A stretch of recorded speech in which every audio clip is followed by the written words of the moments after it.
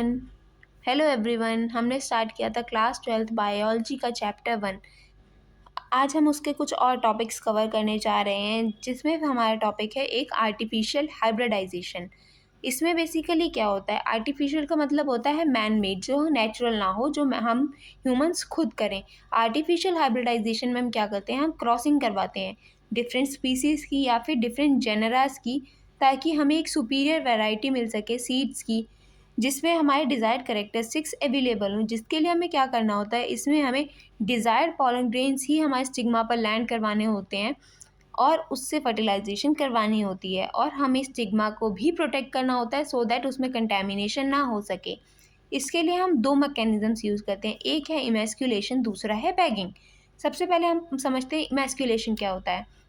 अगर हमारा जो फ्लावर है वो बाइसेक्सुअल होता है, यानी कि उसके अंदर फीमेल और मेल रिप्रोडक्टिव ऑर्गन दोनों हैं, तो उसमें हम क्या करेंगे, हमारे जो एंथर्स हैं उसमें से जब पॉलन ग्रेन्स रिलीज होंगे उससे पहले ही, यानी कि जब पॉलन ग्रेन्स इमेच्योर हैं तभी हम उसमें से एंथर्स को रिमूव कर देंगे। उस फ्लावर के एंथर्स हम एक फॉरसेप के जो पेयर है उसको लेके उससे रिमूव कर देंगे, सो दैट कि उसमें जो पॉलन ग्रेन्स हैं वो लैंड ना हो सके।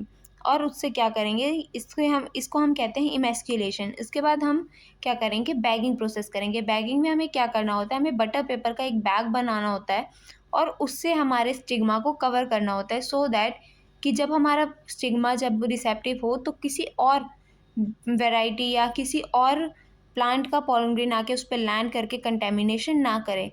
तो इस प्रोसेस को हम बैगिंग कहते हैं। अगर हम बात करें हमारे यूनिसेक्सुअल फ्लावर जिसमें सिर्फ फीमेल रिप्रोडक्टिव ऑर्गन है, तो उसमें हमें इमैस्कुलेशन की ज़रूरत नहीं पड़ती, उसमें सिर्फ हम बैगिंग करेंगे, हम स्टिग्मा को कवर कर देंगे और जब वो रिसेप्टिव होगा तब हम उसमें से फ्लावर को ओपन करके बैग रिमूव करके उस पर पॉलिनेशन करवा के वापस से रीबैगिंग कर देंगे, सो दैट कंटेमिनेशन ना हो सके।